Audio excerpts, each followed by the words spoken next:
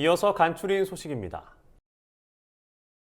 농림축산식품부는 사과 주산지 생육 상황을 점검한 결과 작황이 양호해 추석 전 공급이 원활할 것이라고 밝혔습니다. 올해 사과 재배 면적은 평년과 큰 차이가 없고 생육기 기상 조건도 양호한 편으로 조사됐습니다. 추석 성수품에 쓰이는 홍로 사과의 과실 크기는 지난해보다 6%, 평년보다 3%가량 커 생육 상황 역시 양호한 수준인 것으로 나타났습니다. 홍로는 경남 거창군과 전북 장수군 등 일부 주산지에서는 출하가 시작된 곳도 있으며 오는 10일부터 수확이 늘어 20일 전후로는 출하량이 대폭 증가할 것으로 전망됩니다. 전남 완도군은 최근 러시아 사할린주 소재의 유통업체와 완도 쌀 수출 협약을 맺었다고 밝혔습니다. 이번 협약으로 향후 10년간 매년 100톤 이상, 총 1000톤을 러시아에 수출할 예정입니다. 수출 품목인 완도 자연 그대로미는 2018년 할랄 인증을 받아 말레이시아에 첫 수출했으며 미국과 러시아로 수출국이 확대됐습니다. 러시아에는 2020년부터 현재까지 총 116톤을 수출했습니다. 완도군은 이번 수출 협약으로 완도 쌀의 품질을 입증하고 농민들이 수출판로 걱정 없이 생산에 매진할 수 있게 됐다고 설명했습니다. 식품의약품안전처는 새로운 원료가 신속히 식품 원료로 인정받을 수 있도록 원료 개발자 등을 대상으로 맞춤형 기술 상담을 시행한다고 밝혔습니다. 다음 달 19일부터 시작되는 기술 상담에 앞서 이달 4일부터 26일까지 기술 상담 수요 조사가 추진됩니다. 이번 상담에선 새로운 식품 원료 인정 제도 소개와 함께 독성 시험 자료 등에 대한 세부 작성 요령 안내 등이 예정돼 있습니다. 기술 상담을 희망하는 업체나 개인은 오는 26일까지 식품의약품안전평가원 신소재 식품과로 신청하면 됩니다. 전라남도는 농촌 인력으로 투입할 외국인 계절 근로자 배정 인원을 1,763명으로 확정했다고 최근 밝혔습니다. 이는 지난해 343명의 5배를 웃도는 규모입니다. 인력을 배정받은 18개 시군은 지역 농가의 시기별 수요에 맞춰 외국인 근로자를 고용하는 데 집중하고 있습니다. 올해 봄철 농번기에 전남 지역에서 고용한 외국인 근로자는 245명으로 농촌 인력난 해소에 큰 보탬이 됐다는 설명입니다.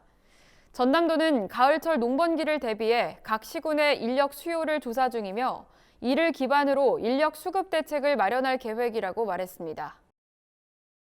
한국농수산식품유통공사 AT는 고추장의 체지방 개선 효과를 과학적으로 입증한 논문이 국제학술지에 게재됐다고 최근 밝혔습니다.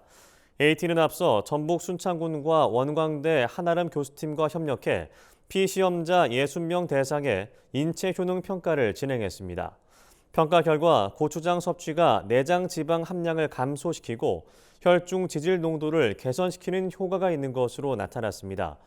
AT는 관련 연구 논문이 국제영양학회지 뉴트리언츠에 등재됐다며 이를 계기로 고추장 수출이 더욱 활기를 띨 것으로 기대한다고 말했습니다.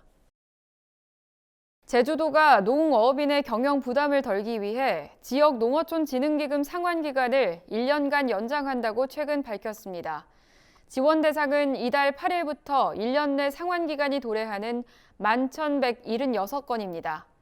제주도는 이번 지원 사업을 위해 예산 125억 원을 추가 확보했다고 밝혔습니다. 상환기간 연장을 희망하는 농어업인은 상환 예정일 이전에 본인이 대출받은 금융기관에 방문해 신청하면 됩니다. 제주도 관계자는 최근 농업 경영비 상승으로 대출금 상환에 어려움을 겪는 농어업인에게 도움이 되길 바란다고 말했습니다.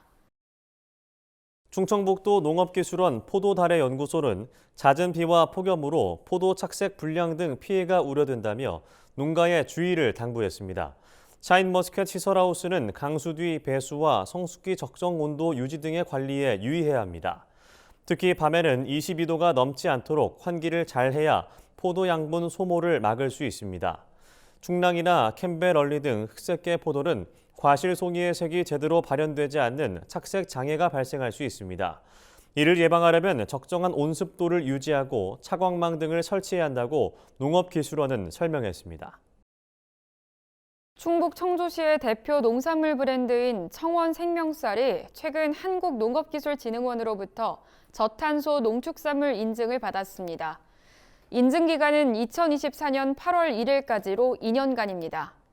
해당 인증은 에너지 사용량과 온실가스 배출량을 줄이기 위한 저탄소 농업기술로 생산한 농축산물에 부여됩니다.